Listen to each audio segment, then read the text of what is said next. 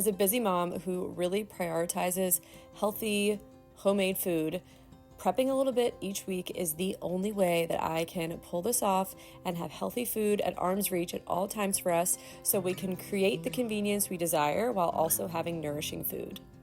Hello friends, I am excited to bring you guys along with me as I do some healthy food prep today. Prepping a little bit in advance is one of the top keys for me to be able to make healthy food for myself and for my family consistently, even though we have a pretty demanding schedule. Preparing just a little bit ahead of time, I know, always sets me up for success when it comes to healthy eating, but this mentality can also be applied and should be applied to life overall. And I'll be honest with you, something that I have personally really procrastinated on as a young mom or a young parent is life insurance. Honestly, I just don't really want to think about, God forbid, something ever happening to me or my husband, but the reality is life is unknown and it is important to secure the financial future of your family, which is where Fabric by Gerber Life comes in. Fabric offers term life insurance you can get done right from your couch, all online, on your schedule. You could be covered in literally 10 minutes with no health exam required. They have flexible, high-quality policies that can fit your family's unique situation and budget. And if you are like me, young and healthy, now is the best time because you can lock in low rates. They have a 30-day money-back guarantee. You can cancel it anytime, and it was truly created for busy parents like you and me. And it's more than just life insurance. You can make free digital wills. You can also access investment accounts for your kids and their future, and you can do this all from your phone. If you are like us and need to prepare better for the future and all of the unknowns and get that peace of mind, Fabric will help you do so in a way that is simple and stress-free. Join the thousands of parents that trust Fabric to help protect their family. Apply today in just minutes at meetfabric.com/Becca Bristow. That's meetfabric.com/Becca Bristow, meetfabric.com/Becca Bristow. Okay, so the first thing I'm starting with is something that I prep or bake, whatever you want to call it, every week, and that is sandwich bread for my family. Now, I do a mix typically of fresh milled hard white wheat and all-purpose flour. I will leave my link to the blog post down below that has the recipe that I have found my kids love. It strikes the perfect balance between soft, fluffy sandwich bread, but that still has that nutrient-dense fresh milled flour, and it's such a win. This time, I actually was experimenting with just kind of going whole hog and doing all 500 grams hard white wheat, no white flour, and my kids still didn't, they definitely prefer the other one. They were all like, hey mom, next time can you make it the right way? It's like, okay, fine, fair enough, I tried. And I also made one other substitute this time, or change, I guess. I'm also experimenting with making a sourdough version instead of using yeast. So typically I would just do 8 grams of yeast, but instead I just left that out and just added a half a cup of sourdough starter and let it sit. And it turned out okay, mainly because I just let it sit too long. It's really cold in my kitchen right now, and I probably should have just put it in the fridge overnight. I knew that I should have done that, but I was like, oh, let me just see what happens if I just continue to leave it out overnight and then bake it the next morning. And it just didn't rise that well because I just left it out too long. I should have put it in the fridge. Also, those of you who bake bread, if you bake a bunch of loaves at once, or batch several, at least, batches of bread or dough at once, can you tell me your secrets? Because I would love to knock all of this out once a week and make 3 loaves, or at least get 3 loaves going. But I feel like every time I do that, the subsequent loaves, the ones that I don't bake right away, they just don't turn out that good. So if you have any secrets, let me know, because I would love to make this even more efficient and be able to batch these all at once instead of making it a few times throughout the week. But either way, it still turned out pretty good, and of course we did eat it. But yeah, so let me know if you have any secrets for that. So the next thing I'm making is a big batch of soup for lunch. So I got some butter going in here because we're going to make some broccoli cheddar soup. I will leave the recipe link down below that I followed. I followed it pretty much to a T. I did add some cream because I just like a really thick, creamy broccoli cheddar soup. And the only other thing that I would do differently when I make this next time, because I will make it again, it was so good, is just double the recipe. So I like to, nowadays I usually have some kind of soup or chili or something that I like to make and keep in the fridge that we can just quickly reheat and eat for lunch. At least Matt and I. For my kids, they loved packed lunches. My oldest is the only one that actually like goes to school during the day. She's in kindergarten. All the others are home with us at this point, at least. But even my younger ones, my 2 toddlers, they love a packed lunch. They get so excited about that. I even bought them their own lunch boxes because they want to be cool like their big sister. So they just have like a typical packed lunch every day.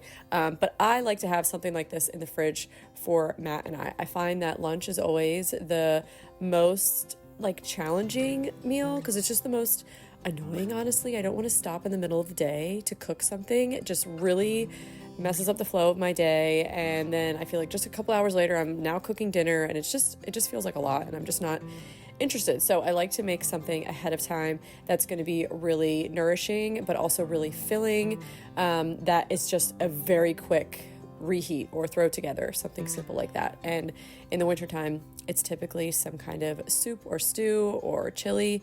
So broccoli cheddar soup is what I made here. It was really good. Again, I'll leave that linked down below.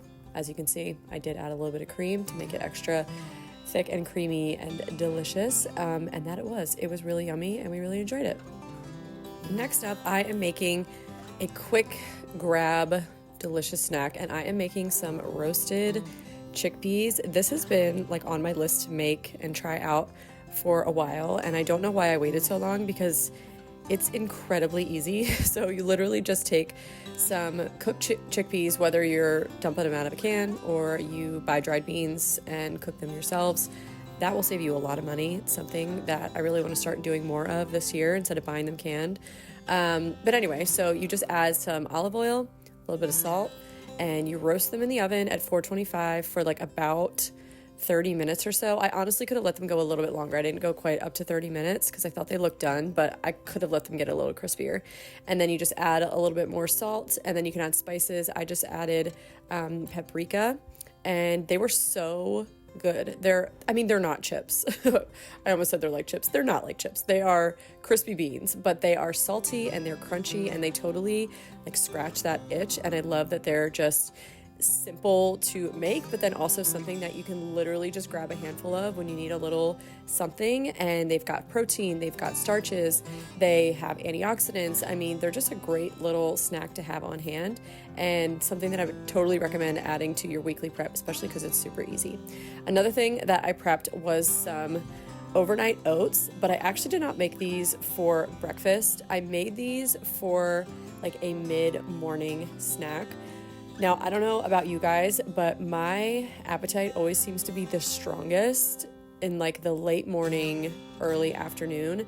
And this also happens to coincide with my busiest part of the day always. So I always find that this time of day is a little bit of a struggle point for me, because if I don't have something quick that is super filling, it's going to keep my blood sugar balanced, and is actually going to like give me satiety. If I don't have something like that ready, then I end up just getting too hungry, because I don't necessarily honor my hunger. I'll just kind of keep on bustling through my day and then eventually eat lunch. And it's just not a good way to live. It's not good for your body. You gotta fuel. It's so important.